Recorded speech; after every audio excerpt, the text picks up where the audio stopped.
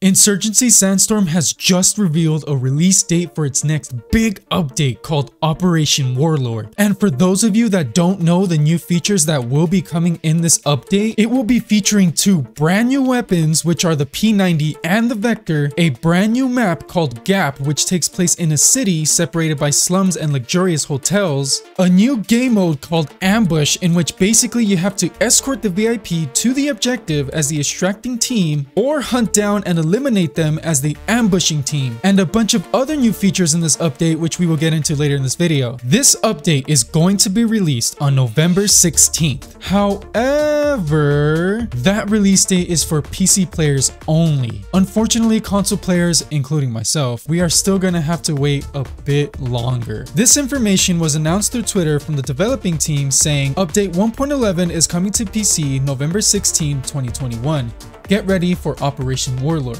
A date for the console edition will be shared when it comes available. I'm honestly a bit confused because not too long ago, they also tweeted out saying that they're still working on a hotfix for consoles. So I'm wondering if they're gonna release the hotfix update first before Operation Warlord, or they're gonna release the hotfix update with the Operation Warlord update, but at this point, who really knows? They are a small team, so it's possible console players are just gonna have to wait a few weeks longer. Honestly though, it would be very appreciated to get the bug fix update first as soon as possible, because even with the last bug fix update, I am still seeing a lot of console players reporting about game crashes, even to the point where it's unplayable. So fingers crossed, let's hope we get that very soon. Now, as for the other features that will be coming in this update, they will be adding new gameplay improvements, such as static plays when a character speaking through the radio is killed. That's honestly a really nice touch. They'll also be adding voiceover lines played in-game are the same voiceover line heard by all players, different reloading voiceover lines played depending whether the equipped weapon is magazine fed, adding new intimidate voiceover responses integrated with players and enemy AI. Enemy AI that are blinded by flashbangs will play a voiceover line. The flashlight brightness has been adjusted for all primary and secondary weapons. Direct hits from Molotov cocktails will not cause instant death anymore. Night vision goggles can be worn and taken off using one hand. This allows players to keep their weapon on screen and have the ability to fire while toggling. And lastly, they're also adding improvements to the enemy AI system, such as increased enemy difficulty by decreasing reaction speed and increasing accuracy. Enemies are more coordinated and use smoke as cover to advance through the level and capture objectives more effectively. Enemies will take a longer time to react and fire upon players who are hidden in the shadows. Reduced occurrences of hip firing and long ranges. Enemies will react to live C4s by retreating away from it. Enemies will not immediately retreat off a lost object when engaged in combat. Gunner enemies will search for more effective cover locations to set up at. And lastly, scavenged magazines dropped by enemies are always full. There's also a long list of resolved issues and known issues, but if you guys are interested into reading into that, I will leave the link in the description below. And that's all the information for today. I will keep you guys updated if anything comes up. Let me know what you guys are more excited about for this update, and also let me know what you guys think. I'm pretty excited about it. I'm really curious to know how the P90 and the Vector will play out. Again, that's everything for today, and until next time,